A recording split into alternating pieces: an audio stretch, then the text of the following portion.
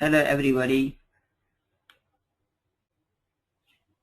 So now we are learning the topic called background jobs. In the SAP system, batch jobs are called background jobs. They are executed whether a user is logged onto the system or not. So this is the main difference from the execution of a program in a dialog mode. So background jobs has its advantages. Like what are the advantages? As I already told, when compared to dialog work processes. So in this background jobs, users can run jobs after work or at the weekend. The program can run without locking user session, and jobs that take a lot of time might be cancelled if they are executed online in a dialog work process soon as they exceed a certain limit, right? So these are the few advantages of background jobs. So we are focusing on like background jobs types and steps. So these are very important things. So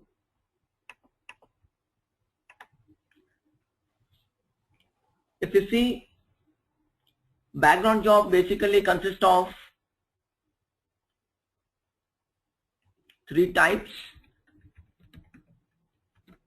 What are those 3 types?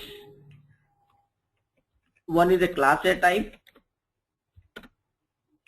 Class A type, when we schedule a background job, if the job needs to be scheduled immediately and it's very urgent that it needs to be processed immediately, then we have to schedule that background job in a class A type, which is we called as highest priority. The second type is class B. So class B, if you are scheduling the background job not at highest but at medium priority. Similarly, class C, if you are scheduling a job which is not urgent, so you can put that in normal priority. So these are the 3 types of background jobs which can be scheduled with the different priorities. Apart from this, there are background jobs consist of 1 or more steps, right? So what are those steps? Steps are nothing but an ABAP program. So you're going to see those how we are going to do practically when we are creating the background jobs.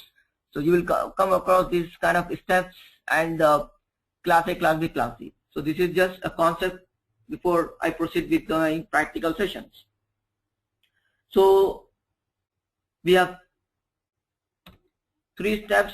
We call it as the ABAP program, and one is your external command, and third is your external program. Okay, so if you see here, an ABAP program can be scheduled as a step of a job. So if the ABAP program has 1 or more selection screens, you must create the input required there in advance in the form of a variant. So who will create that? That will be created by a ABAPer. So what he will do, he will provide a program and variant to the SAP basis, and the basis person who usually set up the jobs by using this parameters. So variant is nothing but it makes it possible to run an ABAP program in the background, although the program requires input. So as I said, a program needs some steps and variant to run a job. Now, external command. What is the use of external command? An external command is a call of a predefined script, a command or a program at OS level. With external commands, you can mask operating system calls and store them in the SAP system under a name.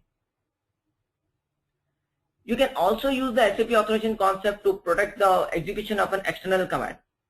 So this usually enables you to determine which users are allowed to execute which external commands, okay, on which target host and on which operating systems. So this is a one step of background jobs. Similarly, if you see an external program, what is the use of external program? This is an OS command. The SAP authorization concept only specifies whether a user can call external programs or not. Okay, so these are the steps of a background job. Basically, job can be triggered like there. If you want, if you are scheduling a jobs, I mean, like if one job is dependent on other jobs, then we call it as a triggering of a job. Once the first job is finished successfully, then the different job should also run, you know, after the job is finished. So as I said, a job can be triggered in this way. So by scheduling it, you can schedule the job on a particular date at a particular time. Okay, so this is how you are going to see in the practical session how we are going to create, how we are going to monitor background jobs and the steps and the types which are using in the background jobs. Hope you have understood the concept of background jobs. We are going to learn more detail in a practical in our next session. Thank you so much. Bye.